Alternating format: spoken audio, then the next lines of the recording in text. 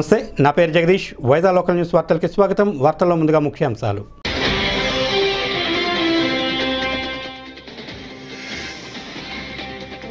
ఏ పేదవాడు సంక్షేమ పథకాలు అందకుండా ఉండొద్దనేదే ప్రభుత్వ లక్ష్యం పేర్కొన్న సీఎం వైఎస్ జగన్.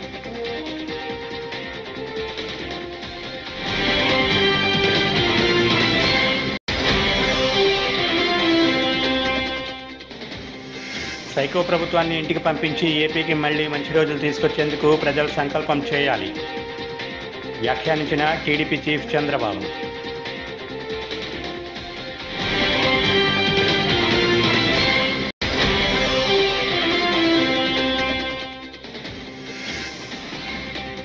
ఆంధ్రప్రదేశ్లో పొత్తుల విషయంలో బీజేపీ బెదిరింపు ధోరణితో వ్యవహరిస్తోంది ఆరోపించిన సిపిఐ రాష్ట్ర కార్యదర్శి రామకృష్ణ.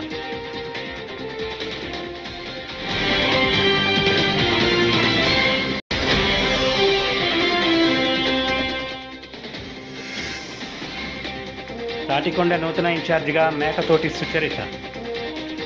భారీ బైక్ ర్యాలీ నిర్వహించిన కార్యకర్తలు, అభిమానులు. ఏ పేదవాడు సంక్షేమ పథకాలు అందకుండా ఉండొద్దనేదే ప్రభుత్వ లక్ష్యమని సీఎం వైఎస్ జగన్మోహన్ రెడ్డి అన్నారు. అర్హతే ప్రామాణికంగా అర్హులై ఉండి ఏ కారణం చేతనైనా లబ్ధి అందని వారికి మరో అవకాశం ఇస్తూ ఇంత బాధ్యతగా ప్రభుత్వం సంక్షేమ పథకాలు అమలు చేయడం ఎంతో సంతోషాన్ని ఇస్తుందని అన్నారు. జనవరి, జూన్ మధ్య అందించిన సంక్షేమ పథకాలకు సంబంధించి ఏ కారణంతోనైనా మిగిలిపోయిన వారికి జూన్, జూలైలోనూ, అలాగే జూలై నుంచి డిసెంబర్ వరకు మిగిలిపోయిన వారికి డిసెంబర్, జనవరిలో సాయం అందిస్తామన్నారు. ఈ నేపథ్యంలో గత ఆగస్టు 2023 నుండి డిసెంబర్ 2023 వరకు అమలైన వివిధ సంక్షేమ పథకాలు అందని 68,990 మంది అర్హులకు 97.76 కోట్లను సీఎం వైఎస్ జగన్ తమ క్యాంపు కార్యాలయం నుంచి బటన్ నొక్కి వారి ఖాతాల్లో జమ చేశారు.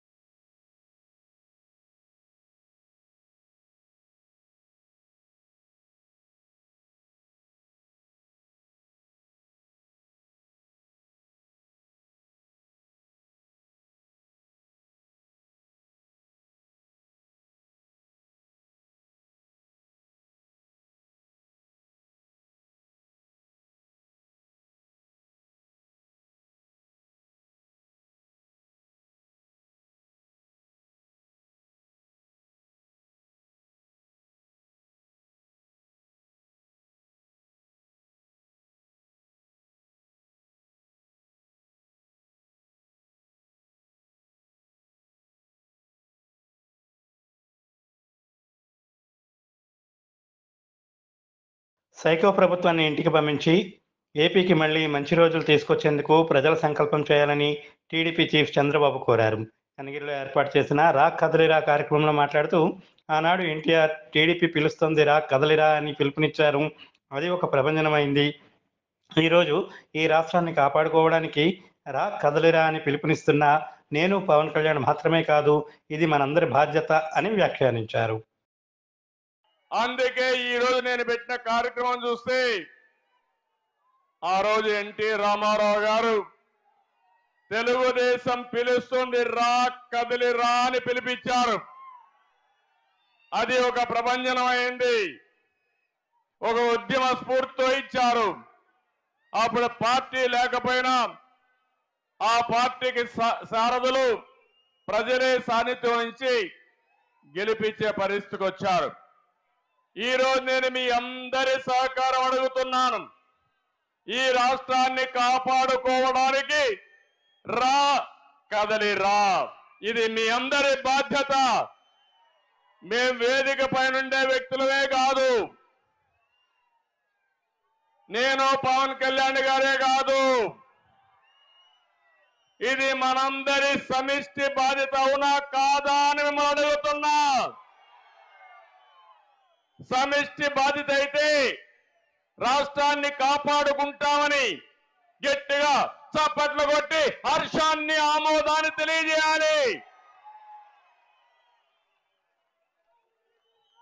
ఈ రోజు మనందరం చేసే సంకల్పం తెలుగు జాతి ప్రపంచంలో నెంబర్ 1 గా తయారు కావాలి. అది చేసుకునే సత్తా మనకుంది, తెలివితేటలున్నాయి. కానీ ఈరోజు మన రాష్ట్రంలో మాత్రం ప్రజాస్వామ్యం కూడా లేకుండా ఏదైతే బ్రహ్మాండంగా చైతన్యంతో పోయే తెలుగు జాతి భయపడే పరిస్థితికి వచ్చిందంటే ఈ యొక్క రాక్షస ప్రభుత్వాన్ని ఇంటికి పంపించి మళ్ళీ తెలుగు జాతికి పూర్వ వైభవం తెచ్చుకునే బాధ్యత మనందరిది అని చెప్పి నేను మీకు తెలియజేస్తాను. ఆంధ్రప్రదేశ్లో పొత్తుల విషయంలో భాజపా బెదిరింపు ధోరణిలతో వ్యవహరిస్తుందని సిపిఐ రాష్ట్ర కార్యదర్శి రామకృష్ణ ఆరోపించారు. గుంటూరులోని పార్టీ కార్యాలయంలో మీడియాతో మాట్లాడారు. రాజకీయాల్లో స్వేచ్ఛ లేకుండా పోయిందన్నారు. రాష్ట్రంలో జగన్ను ఇంటికి పంపే పార్టీలతో తాము కలిసి వెళ్తామన్నారు. అని పక్కా మీరు బ్లాక్మెయిల్ చేస్తున్నారు. ఇక్కడ తెలుగుదేశం పార్టీని మీరు పక్కాగా బ్లాక్మెయిల్ చేస్తూ ఉన్నారు. నువ్వు ఆ అగ్రిమెంట్కి వస్తావా లేదా, మాతో చేసుకుంటావా లేదా అని నేను గ్యారంటీ చెప్తా. అంటే జగన్మోహన్ రెడ్డి అరెస్ట్ చేయలేడు కాదు, అరెస్ట్ చేయగలడు చంద్రబాబు నాయుడిని, కానీ 53 రోజులు జైల్లో పెట్టలేడు. 53 రోజుల పాటు చంద్రబాబు నాయుడిని జైల్లో పెట్టారంటే కేంద్రంలో అధికారంలో ఉన్న ప్రభుత్వం యొక్క సహకారంతోనే ఇద్దరు కలిసి మాట్లాడుకొని ఆయన్ని జైల్లో పెట్టారు. అక్రమంగా కేసులు పెట్టావు. నువ్వు ఏమాత్రం కూడా దానికి ఎవిడెన్స్ లేకుండానే 53 రోజులు జైల్లో పెట్టారంటే అది జగన్మోహన్ రెడ్డికి ఒక్కరికి చేత కాదు. జగన్మోహన్ రెడ్డి ముఖ్యమంత్రి అయ్యుండొచ్చు, కానీ ఒక బెయిల్ పైన ఉండే ముఖ్యమంత్రి అతను. కాబట్టి ఏమంటే కేంద్ర ప్రభుత్వము రాష్ట్ర ప్రభుత్వము కలిసి మాట్లాడుకొని, బీజేపీ నాయకులు వైఎస్ఆర్ పార్టీ నాయకులు కలిసి మాట్లాడుకొని జైల్లో పెట్టింది కాదని ఇప్పుడు చెప్పి వాళ్ళు తెలుగుదేశంతో మేము సర్దుబాటు చేసుకుంటాం, పొత్తు పెట్టుకుంటాం, అది కూడా బెదిరింపు ధోరణితో పొత్తు ఎందుకు మాట్లాడలే, మా అధిష్టానంతో మాట్లాడతారా లేదా మీరు అని బెదిరింపు ధోరణితో మాట్లాడుతూ ఉన్నారంటే అసలు రాజకీయాల్లో అంటే ఫ్రీడమ్ ఉందా లేదా అని నేను అడుగుతా ఉన్నా. వాళ్ళు ఏమంటారో వాళ్ళు పవన్ కళ్యాణ్ మాట్లాడేది మీరు మాట్లాడరా అని అంటున్నారంటే ఏమి, మీరు వచ్చి మా దగ్గర సాగిలపడండి అని చెప్తా అన్నారు. కాబట్టి ఏమంటే ఇవాళ రాజకీయాలు అంతకంతకు దిగజారిపోతూ ఉన్నాయి. ఆత్మగౌరవానికి ఇది పరీక్ష. తెలుగు ప్రజల ఆత్మగౌరవాన్ని పరిరక్షించడానికి పెట్టిన తెలుగుదేశం పార్టీ ఎన్టీ రామారావు పార్టీ, అలాంటి పార్టీని ఇవాళ బ్లాక్మెయిల్ చేసి చంద్రబాబు నాయుడు జైల్లో పెట్టి తర్వాత సుప్రీంకోర్టులో కేసు పైన జడ్జిమెంట్ రాకుండా దాన్ని ఆపి, క్లియర్గా తెలుసు 17A పైన జడ్జిమెంట్ వస్తే చంద్రబాబు నాయుడు ఫ్రీ బర్డ్గా తిరిగి వచ్చాయన. కాబట్టి ఏమి జడ్జిమెంట్ ఎక్కడన్నా జరిగిందా అని నేను అడుగుతా ఉన్నా. నీకు ఆర్గ్యుమెంట్స్ అయిపోయి 75 డేస్ అయిన తర్వాత కూడా ఎందుకు జడ్జిమెంట్ ఇవ్వకుండా ఆపుతా ఉన్నారు? సుప్రీంకోర్టులో జగన్మోహన్ రెడ్డి ఆపగలడా? జగన్మోహన్ రెడ్డికి చేత కాదు. బీజేపీ వాళ్ళే చేస్తూ ఉన్నారు ఇవన్నీ, మళ్ళీ ఇక్కడ ఆటకు మాడుతూ ఉన్నారు. కాబట్టి ఏమంటే దీన్ని రాష్ట్ర ప్రజలు గమనించాలి. పవన్ కళ్యాణ్ ముఖ్యమంత్రి కావాలని అభిమానులు ఇంతకుముందు అన్నారు, కానీ ఇప్పుడు అట్లా చెప్పలే కదా. ఆయన తెలుగుదేశం పార్టీతో సర్దుబాటు చేసుకుంటాను, మనకున్న సీట్లను బట్టి మనం మాట్లాడాలి, మనకున్న బలాన్ని బట్టి మాట్లాడాలని అతను ఇప్పుడు ప్రాక్టికల్గా ఆలోచిస్తా అన్నాడు. దాన్నే మనం ఇప్పుడు తప్పుబట్టేది లేదు. ఆయన ముఖ్యమంత్రి కానీ ఏం అనడంలే, ఈవెన్ మంత్రి అని కూడా అనలే. మా పార్టీ మొన్న మా సమావేశాల్లో మొన్న చర్చించాము. మా పార్టీ నారాయణ గారు కూడా హాజరయ్యారు. ఇవాళ రాష్ట్ర వ్యాప్తంగా ఈరోజు మేము ఫస్ట్ కూడా స్పష్టమైన అభిప్రాయంతో చెప్తా ఉన్నాం. కేంద్రంలో నరేంద్ర మోడీ ప్రభుత్వాన్ని గద్దె దించాలి. రాష్ట్రంలో ఈ నియంత అహంకారి దురహంకారి ఈ జగన్మోహన్ రెడ్డిని ఇడుపులపాయకు పంపాలి. మా అజెండా అది. ఈ అజెండా కలిసి వచ్చే పార్టీలందరితో కూడా ఒక్కొక్కరితో మాట్లాడుతూ ఉన్నాము. అందరితో మాట్లాడిన తర్వాత ఒక శుభముహూర్తంలో మేము స్పష్టమైన ప్రకటన చేస్తాము. ఆంధ్రప్రదేశ్లో అధికార పార్టీ నేతల ఆర్భాటం కోసం చేస్తున్న ర్యాలీలతో ప్రజలు ఇబ్బందులు ఎదుర్కొంటున్నారు. గుంటూరు జిల్లా తాడికొండ నియోజకవర్గానికి నూతన ఇన్ఛార్జిగా మేకతోటి సుచరిత నియమితులయ్యారు. ఇవాళ ఫిరంగిపురంలో నూతన పెన్షన్లను అందజేయడానికి ఆమె వచ్చారు. ఈ సందర్భంగా వైకాపా కార్యకర్తలు వేములూరు నుంచి ఫిరంగిపురం వరకు ర్యాలీ నిర్వహించారు. గుంటూరు కర్నూలు జాతీయ రహదారిపై ట్రాఫిక్ సమస్యలు తలెత్తాయి.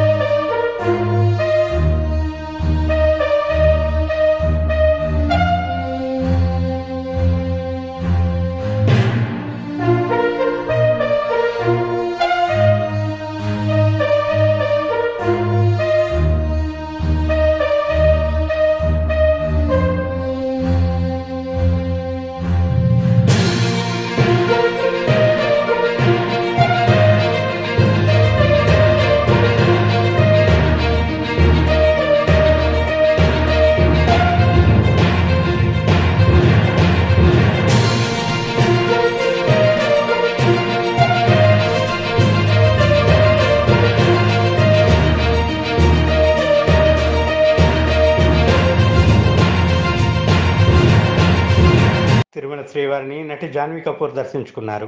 ఇవాళ వీఐపీ ప్రారంభ విరామ దర్శన సమయంలో నటి మహేశ్వరితో కలిసి ఆమె స్వామివారి సేవలో పాల్గొన్నారు.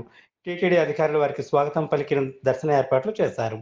దర్శనానంతరం రంగనాయకుల మండపంలో పండితులు ఆశీర్వచనం చేసి స్వామివారి తీర్థ ప్రసాదాలను అందజేశారు.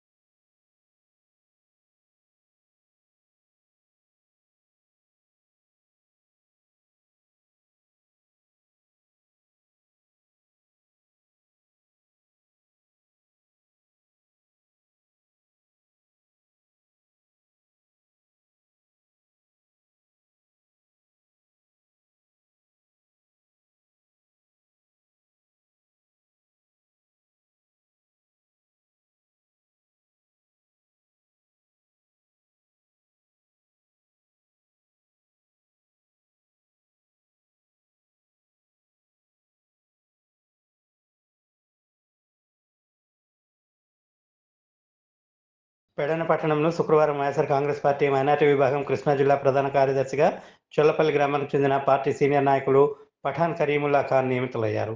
అనంతరం ఆయన మాట్లాడుతూ ముఖ్యమంత్రి వైఎస్ జగన్మోహన్ రెడ్డికి, మచిలీపట్నం పార్లమెంట్ సభ్యులు వల్లభనేని బాలశౌరికి, వైఎస్ఆర్సీపీ మైనార్టీ విభాగం కృష్ణా జిల్లా అధ్యక్షులు అయూబ్ ఖాన్కి కృతజ్ఞతలు తెలిపారు.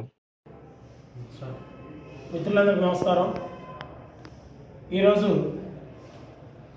పెడన నియోజకవర్గానికి చెందిన కృష్ణా జిల్లా మైనార్టీ విభాగం అధ్యక్షులు పెద్దలు గౌరవనీయులు అయూబ్ ఖాన్ గారి చేతుల మీదుగా ఈరోజు కృష్ణా జిల్లా విభాగంలో మైనార్టీ సెల్ జిల్లా ప్రధాన కార్యదర్శిగా నాకు నియామక పత్రాన్ని ఉత్తర్వులు ఇవ్వడానికి కృషి చేసి నాకు ఈ పదవి రావడానికి సహకరించిన పెద్దలు, పూజ్యులు, గౌరవనీయులు మా ఆవనిగడ్డ శాసనసభ్యులు సుమాద్రి రమేష్ బాబు గారికి నా మనస్ఫూర్తిగా ధన్యవాదాలు తెలియపరుస్తున్నాను.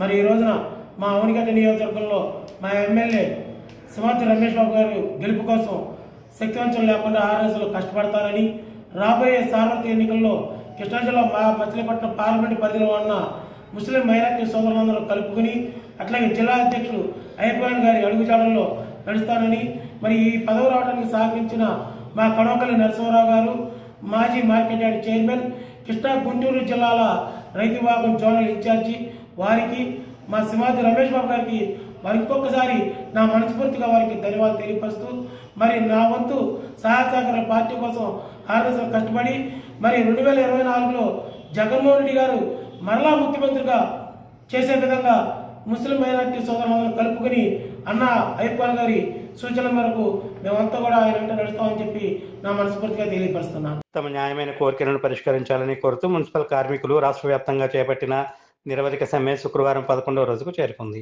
సమ్మెలో భాగంగా విజయవాడ లెనిన్ సెంటర్లో మున్సిపల్ కార్మికులు పొర్లు దండాలు పెట్టి ప్రభుత్వానికి తమ నిరసన తెలిపారు. అనంతరం లెనిన్ సెంటర్ నుండి ధర్నా చౌక్ వరకు ర్యాలీ చేపట్టారు.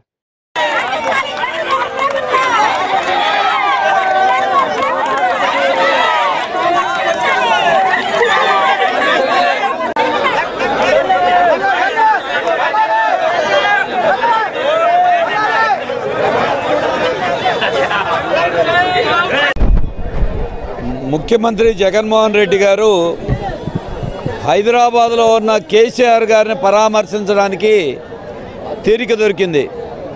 కానీ రాష్ట్రంలో ఆందోళన చేస్తున్నటువంటి మున్సిపల్ అంగన్వాడీ కార్మికుల్ని చర్చలకి పిలిచి మాట్లాడదామనేటువంటి తీరిక మాత్రం జగన్మోహన్ రెడ్డి గారికి ఎక్కడా కనపట్ల. అంతేకాదు, ఏంటి నీకు అంత ప్రభుత్వానికి అహంకారం? ఎన్నుకున్నటువంటి పేదవాళ్ళని రోడ్డు మీద పడేసి 25 రోజుల నుండి అంగన్వాడీ వాళ్ళు, 11 రోజులని మున్సిపాలిటీ, ఇంకా రకరకాల కేటగిరీల కార్మికులు ఆందోళన చేస్తూ ఉంటే అంటే వీళ్ళు ఏం చేస్తారు అని లెక్కలేని తనమా? లేదు పేదవాళ్ళు కాబట్టి వీళ్ళు చిన్న చూప ఏమిటి? వాళ్ళ ప్రభుత్వం జగన్మోహన్ రెడ్డి గారు ఎన్నికల్లో పదవిలోకి వచ్చేటప్పుడు ఆ రోజు నువ్వేం చెప్పావు, వాళ్ళు ఏం చేస్తావు అంటే ఏం చేసినా సరే నేను ఎన్నికల్లో గెలుస్తాననే అహంకారంతో ప్రభుత్వం వ్యవహరిస్తూ ఉందా? మీ నాయకులను సర్దుబాటు చేసుకునే పనిలో ఉన్నావు. అంటే నాయకులను సర్దుబాటు చేసుకుంటే చాలా, ఎన్నుకున్న జనాన్ని మాత్రం గాలి కుదిలేస్తావా? ఏమడుగుతున్నారు మున్సిపల్ కార్మికులు? ధరలు పెరిగినాయి, పెరిగిన ధరలకు అనుగుణంగా అందరికీ జీతాలు పెంచమని అడుగుతున్నారు. చట్టం అమలు చేయమన్నారు, సుప్రీంకోర్టు తీర్పు అమలు చేయమన్నారు, సమాన పనికి సమాన వేతనం అంటున్నారు. దీనికి డబ్బు లేదని బుకాయించే పని ఏమైనా? ఇంటి పన్ను పెంచిన డబ్బంతా ఏమైంది? ఈ నెల 7వ తేదీన తిరువురు పట్టణంలో టీడీపీ ప్రతిష్టాత్మకంగా నిర్వహిస్తున్న రా కదలిరా భారీ బహిరంగ సభను విజయవంతం చేయాలని ఎమ్మెల్యే గద్దె రామ్మోహన్ పిలుపునిచ్చారు. ఈ మేరకు ఆటోనగర్ జిల్లా పార్టీ కార్యాలయంలో శుక్రవారం సన్నాహక సమావేశం నిర్వహించారు. నియోజకవర్గం నుండి భారీ స్థాయిలో జన సమీకరణతో సభకు హాజరవుతామని అన్నారు. రాబోయేది టీడీపీ జనసేన ప్రభుత్వమే అని ధీమా వ్యక్తం చేశారు. తిరువూరు నియోజకవర్గంలో జరుగుతున్న 7వ తారీఖున ఉదయం 10 గంటలకి ప్రారంభం కాబోతున్న రా కదలిరా సభ జయప్రదం చేయడానికి విజయవాడ తూర్పు నియోజకవర్గం నుంచి భారీగా జన సమీకరణతో ఆ కార్యక్రమాన్ని జయప్రదం చేయాలని చెప్పి ప్రతి ఒక్క కార్యకర్త కూడా ఆలోచన చేసి ప్రజల్లో కూడా అనేక మంది చంద్రబాబు గారు చేస్తున్న కృషికి మేము కూడా సంఘీభావం తెలియజేపుతామని చెప్పి అనేక మంది న్యూట్రల్స్ కూడా తటస్థులు కూడా ఈ రోజున ఆ కార్యక్రమానికి రావడానికి ఉత్సాహం చూపిస్తూ ఉన్నారు. జనసేన తెలుగుదేశం పార్టీ ఐక్యంగా ఏర్పాటు చేసే ఈ కార్యక్రమాన్ని ఒక సన్నాహక సభ అంటారా, లేకపోతే దీనికి ప్రత్యేకంగా రాష్ట్ర పార్టీ నుంచి వచ్చిన అబ్జర్వర్స్ ఎవరైతే రవీంద్ర గారు గుంటూరు వెస్ట్ నియోజకవర్గానికి ఇన్ఛార్జిగా ఉన్న కోవిలమూడి రవీంద్ర గారు, అదేవిధంగా నాయకులు మాజీ చైర్మన్ గారైన కార్పొరేషన్ చైర్మన్ గారైన కోటేశ్వరరావు గారిని, అదేవిధంగా బుల్లయ్య గారు రాష్ట్ర పార్టీ కార్యదర్శిగా ఉన్న బుల్లయ్య గారు, అదేవిధంగా శంకరబాబు గారు, అదేవిధంగా మార్కెటింగ్ యార్డ్ మాజీ చైర్మన్ గారైన రవీంద్ర గారు, వీళ్ళందరూ కూడా ఇక్కడ ఈ సన్నాహక సభని ఏర్పాటు చేసి అందరినీ కూడా సమాయత్తం చేయడానికి అనేక మంది ఇక్కడికి ఈ సమావేశానికి రావడానికి ఈ సభని జయప్రదం చేయడానికి. శాంతిపురం మండలం సొగబల గ్రామానికి చెందిన సర్దార్ బాషా పింఛను తొలగించడంతో గుండె నొప్పితో చనిపోయారని ఎమ్మెల్సీ కంచర్ల శ్రీకాంత్ ఆరోపించడంపై వైసీపీ నాయకులు స్పందించారు. భరత్ సతీమణి నియోజకవర్గం మొత్తం చీరలు పంపిణీ చేస్తుందని, చీరలు తీసుకుని వారికి ఎక్కడా సంక్షేమ పథకాలు తొలగించలేదని మండల పార్టీ కన్వీనర్ దండపాణి పేర్కొన్నారు. ఎమ్మెల్సీ కంచర్ల శవరాజకీయాలు చేస్తున్నారని విమర్శించారు. మనమంతా ఆ కుటుంబానికి సానుభూతి తెలియజేయాలి. ఒక కుటుంబంలో వ్యక్తి చనిపోతే ఆయనకి సానుభూతి తెలియజేయాలి. టీడీపీ నాయకులంతా ఈ శవాన్ని రాజకీయంగా మలుచుకొని 3,000 రూపాయలకు ఆయన చనిపోయారని చెప్పి ఆ కుటుంబాన్ని కూడా ఈరోజు కించపరుస్తూ టీడీపీ నాయకులు రాజకీయం చేస్తున్నారు. ఆ కుటుంబంలో కూడా చాలా మంది ఈరోజు బంధువులంతా కూడా మాట్లాడుతూ ఉన్నారు. మా అన్న కానీ మా నాన్న కానీ 3,000 రూపాయలు చనిపోతారా, ఈ టీడీపీ నాయకులంతా నన్ను మా కుటుంబాన్ని కించపరుస్తానని చెప్పి వాళ్ళు కూడా మిమ్మల్ని తిట్టుకునే పరిస్థితి వస్తూ ఉంది. టీడీపీ నాయకులకంతా నేను ఒకటే మాట చెప్తానన్నా, వైఎస్ఆర్సీపీ కుటుంబ సభ్యులు, వైఎస్ఆర్సీపీ ప్రభుత్వము,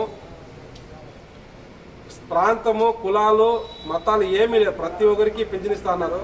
మీ పెద్ద ఆయన కూడా ఈరోజు ఇచ్చింటారు, దురదృష్టం చనిపోయారు. ఇంకోటి ఏమంటే ఆయన పెద్ద ఆయన చీరని వద్దన్నారని చెప్పి పింఛని కట్ చేశారని చెప్తున్నారు. నేను ఒకటే చెప్తున్నాను, కుప్పం నియోజకవర్గంలో దుర్గమ్మ గారి చీరల పంపిణీ మీకు నచ్చలేదు టీడీపీ వాళ్ళకి. ఆ చీరల మీద కూడా ఏదైనా ఒక నెపం నెట్టాలని చెప్పి ఈరోజు ఇది చెప్తున్నారు. ఎందుకంటే దుర్గమ్మ గారి నియోజకవర్గం అంతా ఇస్తున్నారు, కొంతమంది టీడీపీ నాయకులు వద్దని కూడా చెప్పినారు. పశ్చిమ గోదావరి జిల్లా నర్సాపురంలో శుక్రవారం మున్సిపల్ కార్మికులు చేపట్టిన నిరవధిక నిరాహార దీక్ష 4వ రోజుకు చేరాయి. 4వ రోజు దీక్షలకు మద్దతుగా సిఐటియు, సిపిఎం, టీడీపీలు మద్దతు తెలిపాయి. ఈ సందర్భంగా మాట్లాడుతూ సమాన పనికి సమాన వేతనం, సుప్రీంకోర్టు తీర్పు ప్రకారం కనీస వేతనం 26,000 ఇవ్వాలని, కార్మికుల న్యాయమైన కోరికలను అమలు చేయాలని డిమాండ్ చేశారు. జరిగింది.